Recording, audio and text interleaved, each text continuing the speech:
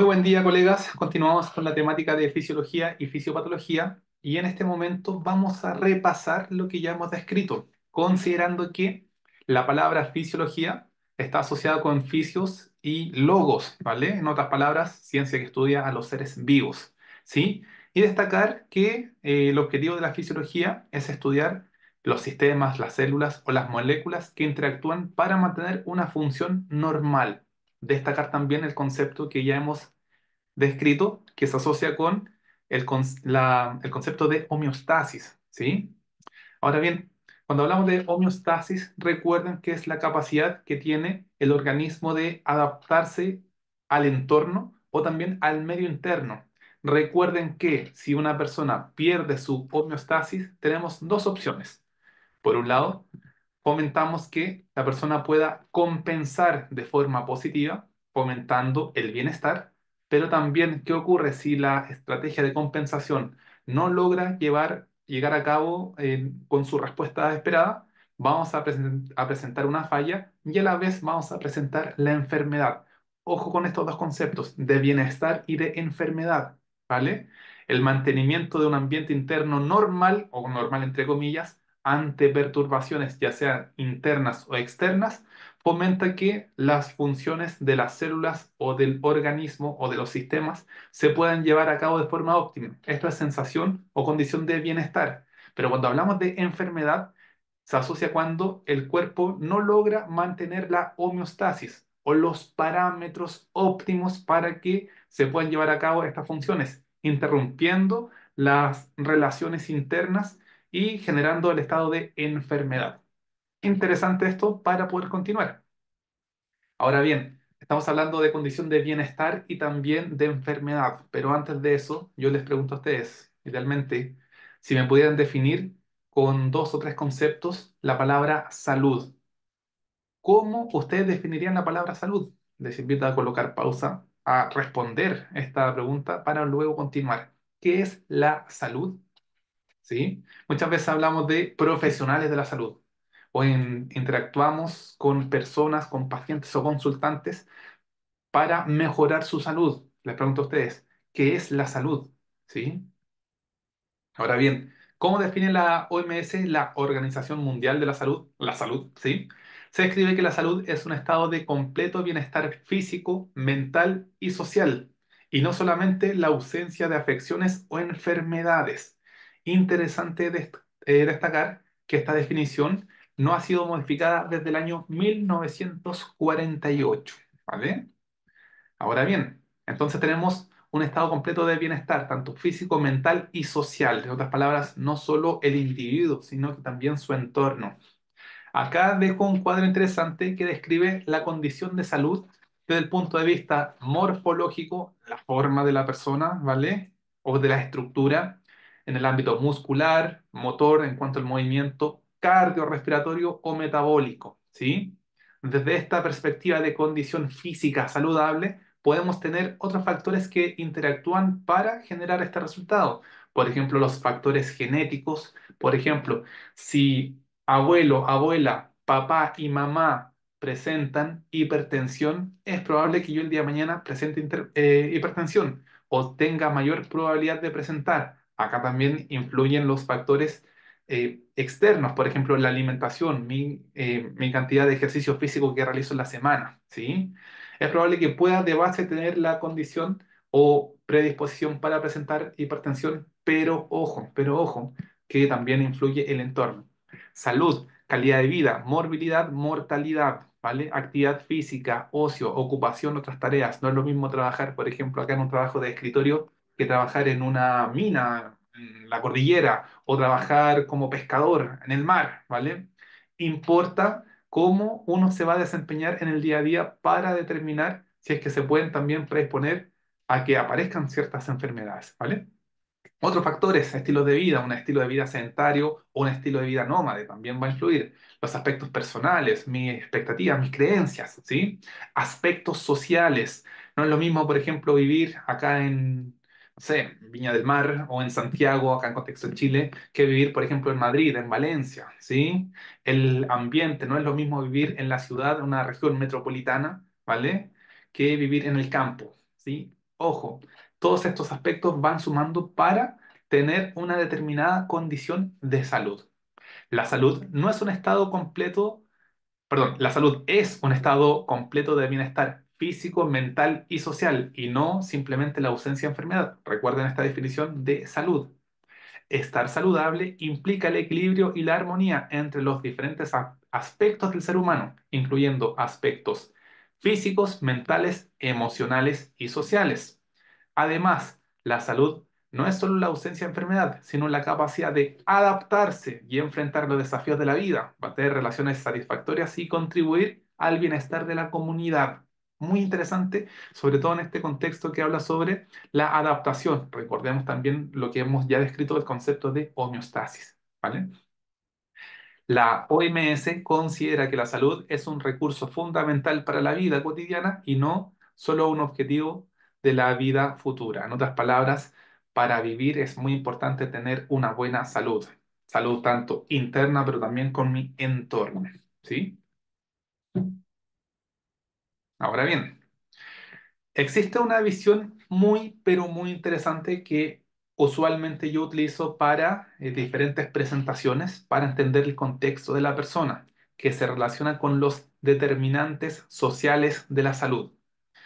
Me encanta este esquema porque evidencia diferentes áreas para entender la condición de salud de la persona.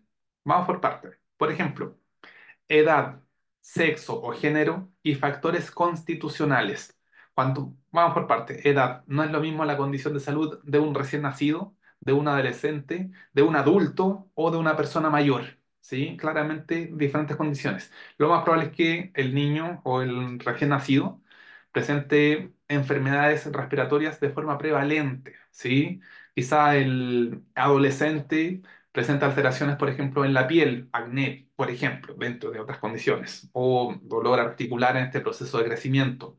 El adulto ya comenzamos a presentar dolores musculares posterior a la realización de ejercicio, no tenemos la tolerancia que teníamos hace 10 años, ¿sí? Y, por ejemplo, las personas mayores ya pueden presentar dolores asociados, por ejemplo, con la articulación en una actividad física o asociado con una condición de desgaste articular, la opción o el proceso de homeostasis frente a diferentes condiciones de salud empieza quizás a alterarse de forma progresiva. Entonces es importante considerarlo. Hay más prevalencia, por ejemplo, en mujeres de presentar cáncer de mama que en hombres. ¿Sí? O cáncer de útero, o lógico, ¿vale? O, por ejemplo, la condición de hipertensión o infarto agudo del miocardio más prevalente en hombres, ¿sí? Factores constitucionales asociados con que hay personas que de constitución pueden tener una clasificación endomorfa, ectomorfa o mesomorfa, ¿vale? Relacionado con que una persona de base o de constitución puede estar asociado hacia la línea del sobrepeso o a la falta de peso, digámoslo así, ¿vale? Las personas que son de constitución más delgada. Ojo también que eso también se relaciona con el tipo de alimentación, los hábitos, hay una sumatoria de eventos, ¿sí? Considerando estos factores, pasamos al siguiente escalón. Estilos de vida del individuo. No es lo mismo una persona en relación ya a esta base descrita que presente estilo de vida sedentario o estilo de vida más de movimiento, ¿sí? Por otra parte, redes sociales y comunitarias. Recordando el estilo de vida, recordando ya este escalafón de base, interactúo con mis vecinos, con mis familiares, si el día de mañana la persona presenta una condición de salud que se ve afectada.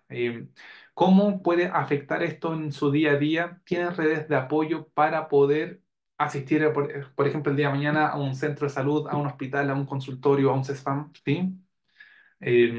Interactúa esta persona en los fines de semana con algún grupo de amigos o en una junta de vecinos o en alguna agrupación deportiva donde pueda tener también redes de contacto, ¿sí? Siguiente escalafón y aquí ya se empieza a especificar más. Por ejemplo, agricultura y producción de alimentos. La persona produce sus alimentos. Quizá aquí tenemos una clara diferenciación entre personas que viven en la ciudad, en grandes ciudades o en el campo, ¿sí? Educación. La persona tiene educación básica completa, educación media completa, tiene estudios universitarios completos o incompletos, ¿vale? O postítulos, ¿sí? Ambiente laboral, esta persona trabaja de forma dependiente o independiente, el nivel de estrés es el mismo, dependiendo del tipo de trabajo, trabajo de oficina, trabajo físico, ¿vale? Vivienda, ¿dónde vive la persona? ¿En una casa, en un departamento? Esta casa o departamento se encuentra en la ciudad o en el campo, ¿vale? Servicio de atención de salud, ¿tengo o esta persona tiene acceso a un centro asistencial, a una clínica, a un CESFAM, a un hospital, ¿sí? Agua, saneamiento. La persona tiene acceso al agua o a desechar o el alcantarillado, ¿sí? eh, tiene acceso o tiene que ir, por ejemplo, a buscar agua en una noria o en una, no sé, en el río, ¿vale? Desempleo, la persona, si trabaja de forma dependiente o independiente, si está trabajando de forma independiente, tiene lapsos o periodos donde no tiene trabajo, no genera ingreso, ¿sí? Muy interesante, ¿vale? Condiciones de vida del trabajo, dónde trabaja, cómo es el trabajo. Condiciones, y el último escalafón son las condiciones socioeconómicas, culturales y ambientales. Todo lo ya descrito, vamos por parte. La persona genera un ingreso que le permite subsistir o necesita, por ejemplo, ayuda del Estado para poder subsistir, o le sobra dinero y realiza o tiene fundaciones de caridad sin fines de lucro, ¿vale? Las condiciones culturales en su entorno donde vive, existe, por ejemplo, estoy dando ejemplos, una cultura de la limpieza, de no ensuciar o de cortar el pasto o cultivar, sí, o ambientales el entorno, bueno, a la ciudad o al campo, ¿vale? O a la costa, etcétera. En otras palabras, quiero que se queden con la idea, como haciendo un resumen, de que si bien hay determinados factores que uno como persona ya los tiene de base, la edad, el sexo, factores constitucionales o factores genéticos, digámoslo así, también el entorno donde uno vive o en el que uno se desempeña van a influenciar de forma directa en el cómo la persona se va a desarrollar en cuanto a o va a generar una determinada condición de salud, ¿sí? Repito, no es lo mismo vivir en una ciudad como Santiago de Chile que vivir, por ejemplo, en el campo, sea, en Rengo, o en el sur de Chile, en Puerto Varas, o en el norte, en Arica. Se puede extrapolar esta visión en diferentes ciudades del mundo, ¿vale?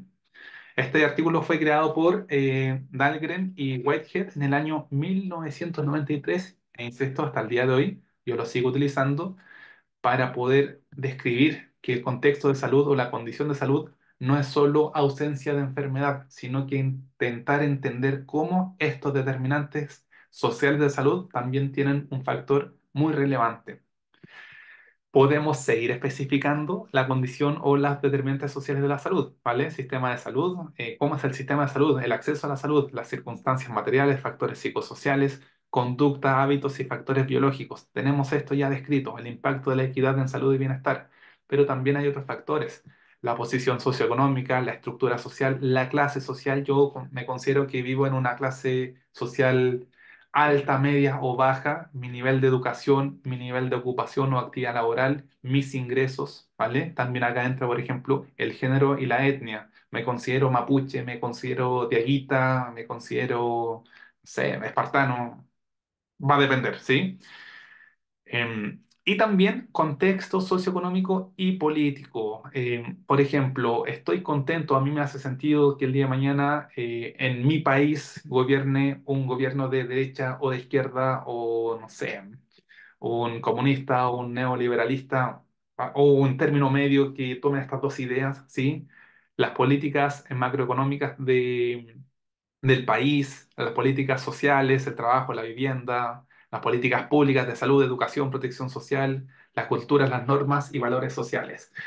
Es un mundo que aquí, insisto, podríamos estar hablando, discutiendo y analizando, pero, insisto, quiero que consideren que la salud no es solo ausencia de enfermedad, sino que también tiene esta interacción, estos otros roles para determinar por qué el día de mañana, por ejemplo, me puedo enfermar, ¿sí? Si tuviéramos que realizar un resumen de los determinantes sociales de la salud, tenemos los contextos psicosociales, ambientales, estilos de vida, genéticos, cohesión social o la interacción social, los factores sociales y también factores políticos, ¿vale?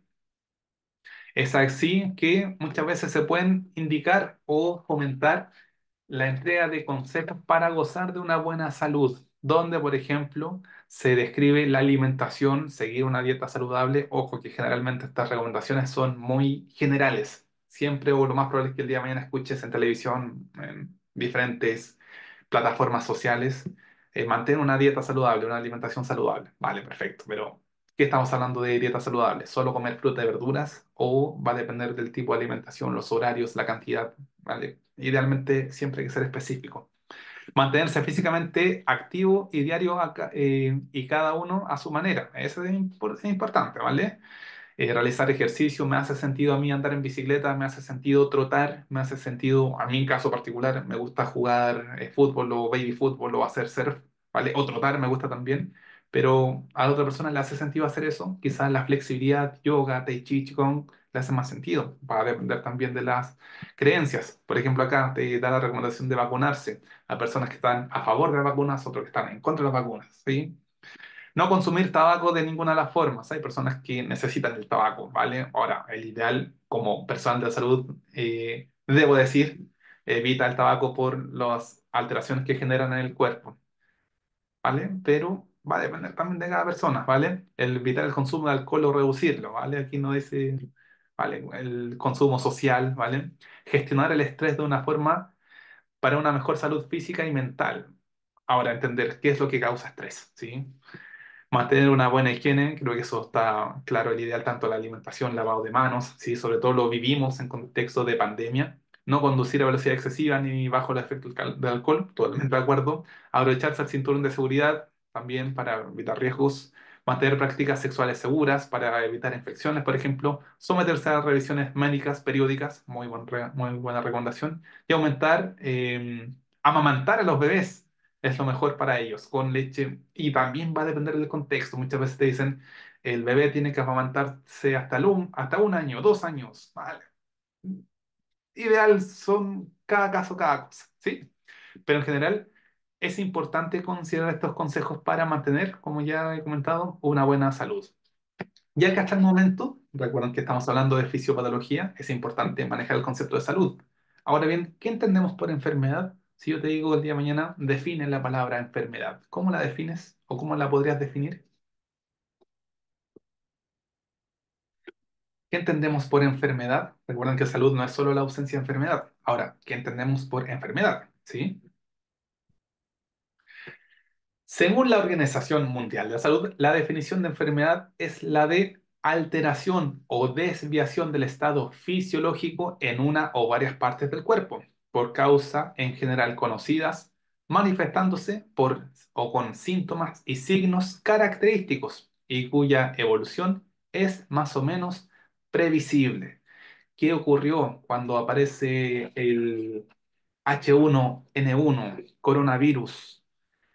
Habían determinados signos y síntomas respiratorios, fiebres, dolor muscular, pero la evolución no era previsible. No sabíamos si esta persona que presentaba una neumonía, presentando mayor edema pulmonar, cómo iba a evolucionar, porque era una condición desconocida. Pero sí la persona estaba presentando una alteración en su condición de salud, ¿vale? Los signos y síntomas, ¿sí?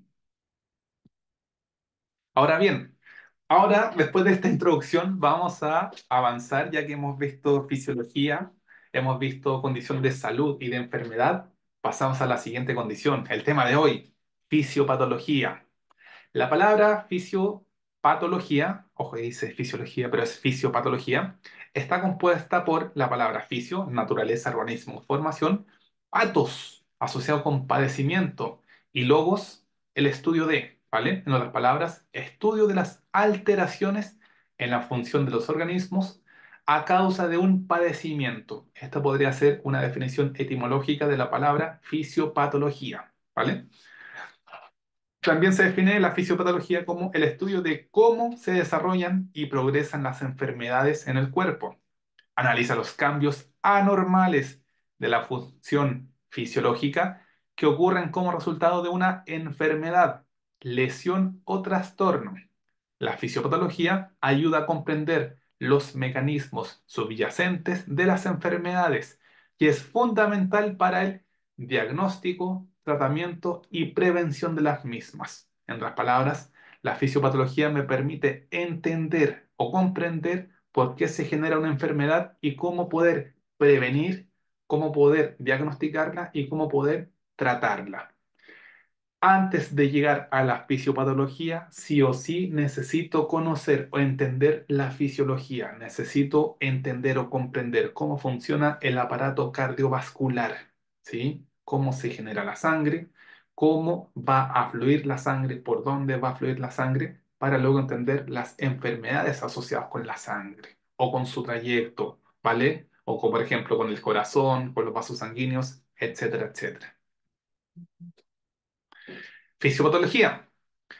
Las enfermedades pueden dividirse en dos grupos generalmente de acuerdo a su origen. Por un lado, aquellas en las cuales el problema surge de la falla interna de algún proceso fisiológico o aquellas que tienen un origen de una fuente externa. El mejor ejemplo para entender una alteración de estas dos opciones descritas se relaciona con la condición de diabetes mellitus. Por un lado, tenemos la diabetes tipo 1, que se asocia cuando el páncreas comienza, por ejemplo, a presentar una atrofia. Si el páncreas deja de funcionar de forma óptima, no va a liberar insulina.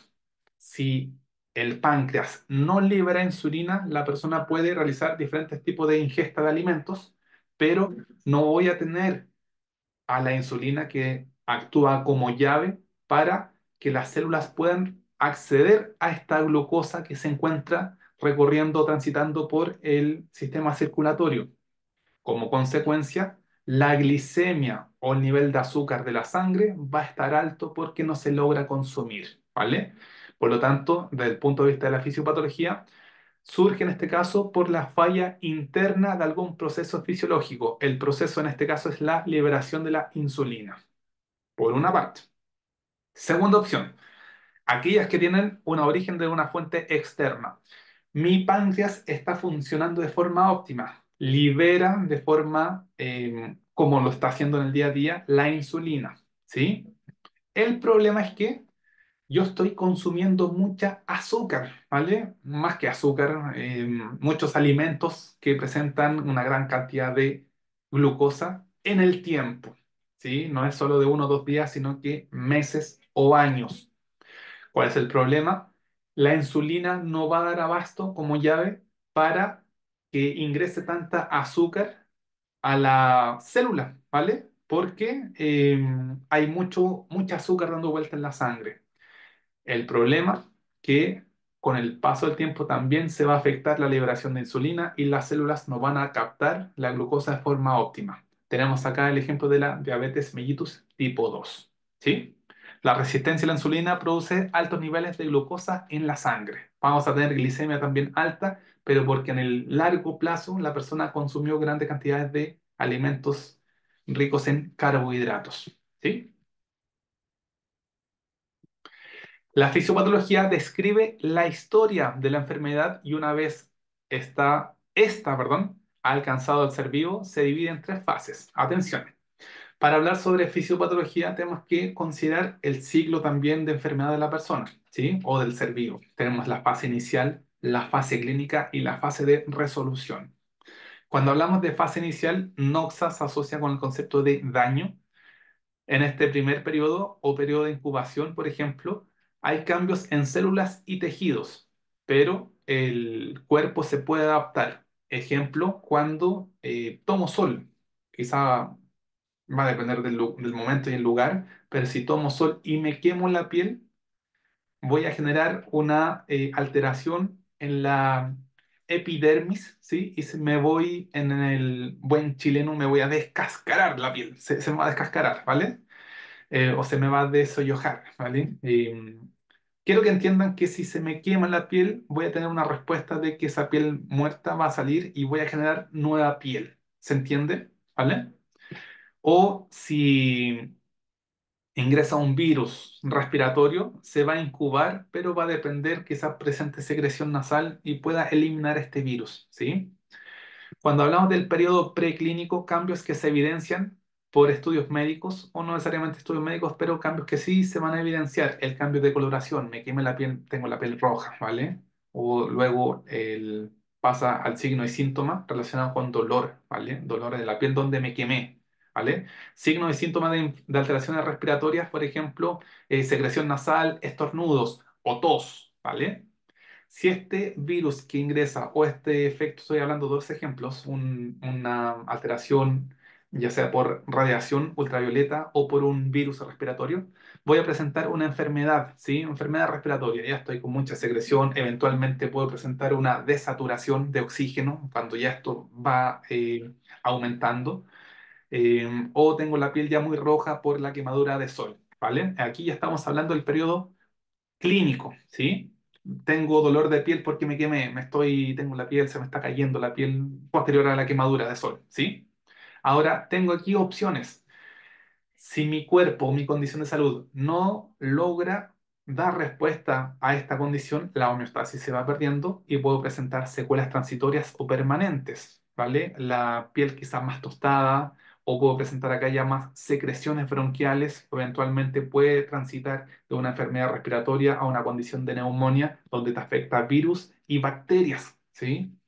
Y si no otorgo respuesta o esto se mantiene en el tiempo, me quemo mucho la piel de forma constante, no me echo un bloqueador solar, puede generar una alteración o cambio de la estructura y puede aparecer, por ejemplo, un cáncer a la piel, ¿vale?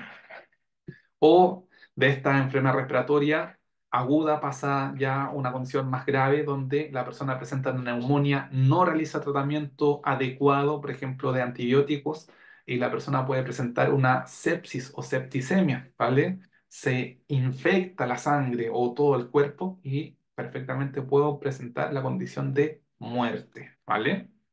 Entonces, es interesante conocer el periodo de cada uno de estos periodos de esta condición de la fisiopatología. Entonces, haciendo un resumen, la fase inicial abarca los primeros cambios que sufre el organismo desde el momento en el que comienza la enfermedad hasta que se producen los primeros síntomas. La fase clínica comienza cuando la enfermedad empieza a mostrar sus síntomas característicos. Estos síntomas pueden aparecer repetidamente por episodios o incluso en graves crisis. También puede repetirse durante años. Ojo, no es solo una condición, a veces esto se mantiene en el tiempo. Y por último, fase de resolución tiene diversas vertientes. Puede acabar con la enfermedad, la persona vuelvo a la condición eh, de la neumonía, se trata con antibióticos, eventualmente con acupuntura, ¿vale?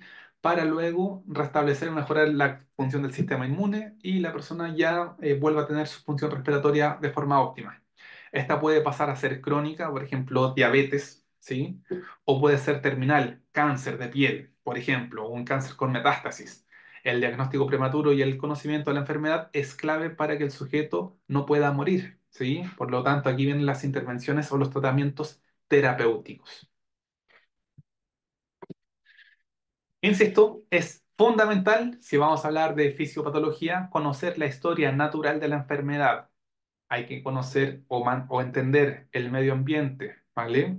Esta homeostasis del huésped o de la persona con el entorno, ¿sí? Antes de la enfermedad, ¿cómo está esta interacción? Periodo prepatogénico que también se denomina fomento a la salud o protección específica. Acá la prevención primaria es importante. Por eso, dentro de las recomendaciones de salud, te describen consume alimentos saludables, realizar ejercicio, disminuye tu nivel de estrés, etcétera, etcétera. Todo esto como medidas de prevención para evitar que el día de mañana, si te ataca un virus, una bacteria o sufres un traumatismo, tengas mayor opciones para poder adaptarte a esta condición y poder evitar que una enfermedad siga un curso que termine en la muerte, ¿vale?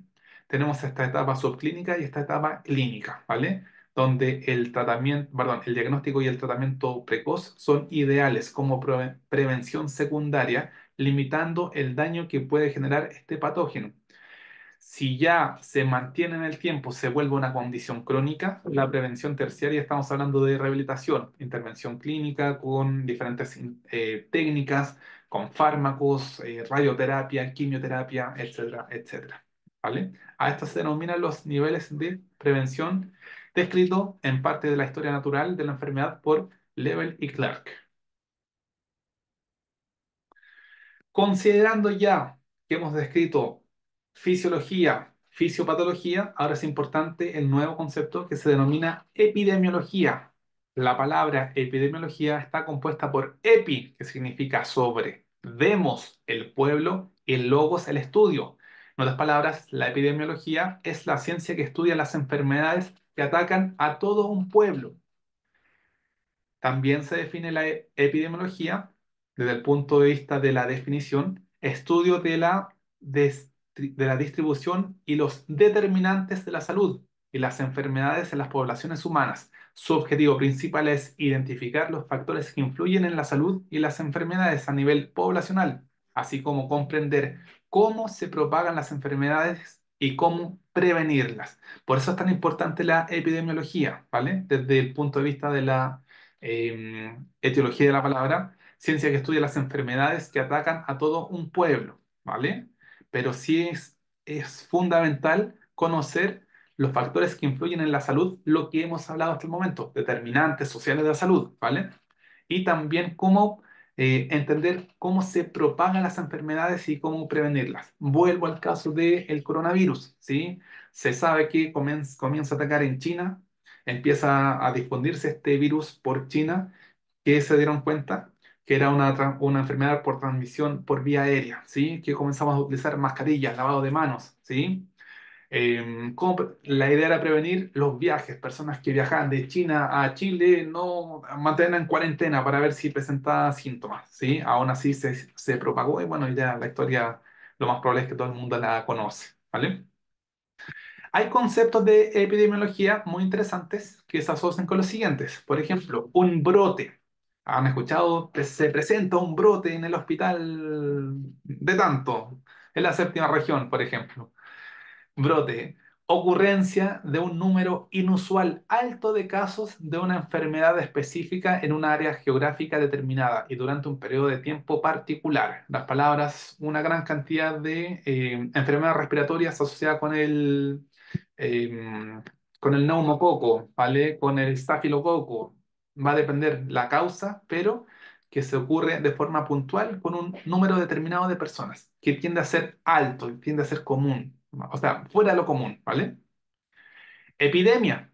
Se produce cuando un brote de una enfermedad se extiende rápidamente y afecta a un número inusualmente alto de personas en una región específica, comunidad o población durante un periodo de tiempo determinado. La epidemia de la peste negra, por ejemplo, que lo vimos en la clase de historia, en Europa, ¿sí? Cómo se empieza a difundir una bacteria que afecta a las personas y sin tener el tratamiento adecuado se comienza a propagar de forma rápida. Y claramente, pandemia, situación en la que una enfermedad infecciosa se propaga de manera extensa y afecta a un gran número de personas en múltiples países o continentes al mismo tiempo. Ejemplo claro de la pandemia, nuestro famoso y querido o no tan querido coronavirus, ¿vale? Ahora bien, en contexto de salud, si consideramos la interacción del medio interno y externo en una persona, junto a con los conceptos de fisiopatología, fisiología y epidemiología, yo te pregunto, ¿qué es la vida? Muchas veces estamos hablando de condición de salud, ¿vale? Enfermedad, ¿vale? O bienestar, para mantener una persona en óptimas condiciones de vida. Interesante la pregunta. Ahora, ¿qué es la vida? Al momento de buscar o intentar buscar respuesta a esta pregunta, acá encuentro una de las definiciones. Características comunes de los seres vivos: estructura de organización, crecimiento y desarrollo, respuesta a estímulos o irritabilidad, homeostasis, lo que hemos descrito, ¿vale? Adaptación, reproducción, respiración, nutrición, metabolismo, evolución. Pero ojo, cuando coloco qué es la vida, me dan características de los seres vivos, ¿vale? Pero ojo, no te define qué es la vida.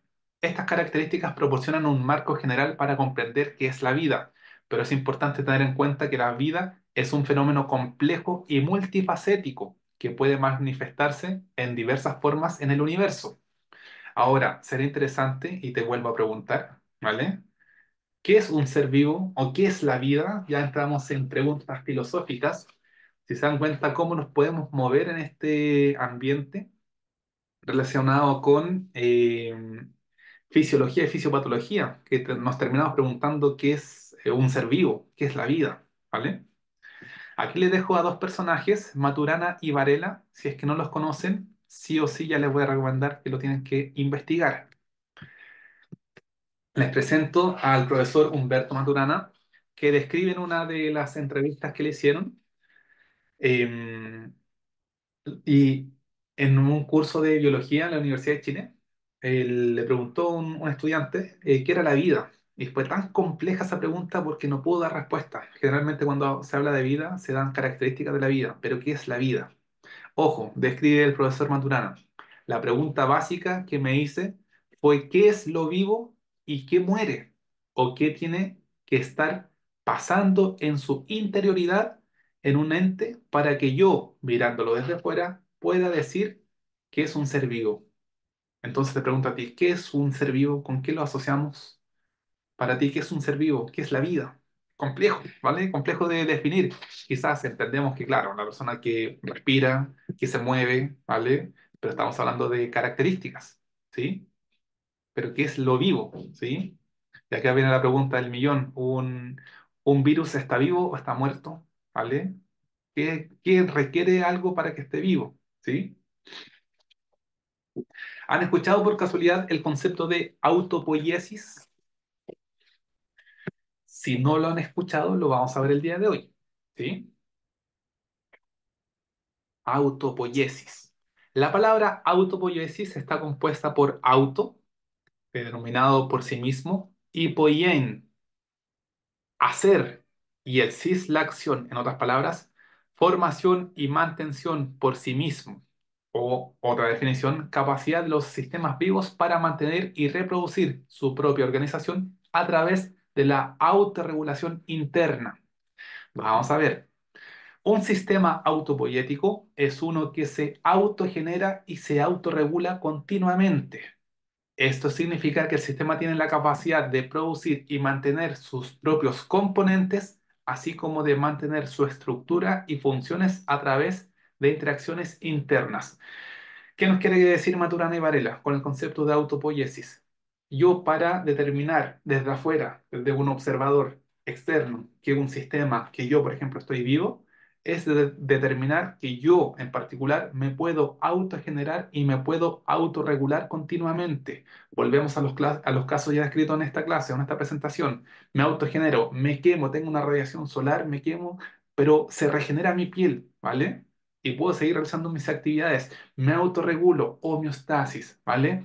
En relación a las condiciones internas o externas del entorno, ¿vale? Por lo tanto, estos componentes son fundamentales para entender si la persona está viva o no, o si el ente o la estructura está viva o no. Les presento a los profesores Humberto Maturana y Francisco Varela, que lamentablemente ya no nos acompañan en este plano, en este mundo, y describen que la autopoiesis es un concepto introducido en el año 70, siendo definida como la capacidad de los sistemas de producirse a sí mismos. Eso sería el resumen para entender el concepto de autopoiesis. Esta afirmación nace desde el punto de vista biológico de los seres vivos, pero si se observa detenidamente, es aplicable para cualquier sistema y por ende cualquier fenómeno social. Ojo, lo que ya hemos descrito, determinantes sociales de la salud, la condición de salud, no solo nos vamos a enfocar en la persona propiamente tal, sino que también su entorno, ¿vale? Definir la autopoiesis, describe el profesor, es una tarea muy fácil. Entenderla es complicado. El concepto de autopoiesis ha tenido importantes implicaciones en diversos campos, incluida la biología, la psicología, la sociología y la filosofía. Ha contribuido a una comprensión más profunda de la naturaleza de la vida y de los sistemas complejos en general. Un ejemplo claro de autopoiesis se relaciona cuando uno se realiza una herida. Estoy buscando si tengo acá, no sé si se alcanza a ver. Tengo una herida, ¿sí? no sé cómo me pasó, me corté, ¿vale? Ahora bien, ¿por qué me estoy reparando? ¿Por qué esto está cicatrizando? Todo ser vivo es un sistema cerrado que está continuamente creándose a sí mismo y por lo tanto reparándose, manteniéndose y modificándose. Esto es clave para entender por qué también podemos seguir vivos, ¿sí? Nos atacan virus, nos atacan bacterias, nos hacemos cortes, tenemos traumatismo, tenemos daños, pero aún así nos reparamos con nuestros componentes internos que interactúan con el medio externo. Necesito alimentarme, necesito respirar. Si tengo frío, tomo un café. Si tengo sed, me tengo que hidratar para poder realizar mis actividades, ¿vale? Estoy manteniéndome de forma continua, estoy reparándome de forma continua, estoy modificando y estoy aprendiendo de forma continua. Todos estos factores forman parte para entender cómo una persona o un ente o un ser está vivo, ¿vale? Ahora bien, ¿qué ocurre el día de mañana si se detiene la autopoiesis? Si la persona deja de regularse, de mantenerse y de modificarse. ¿Cuál sería el resultado?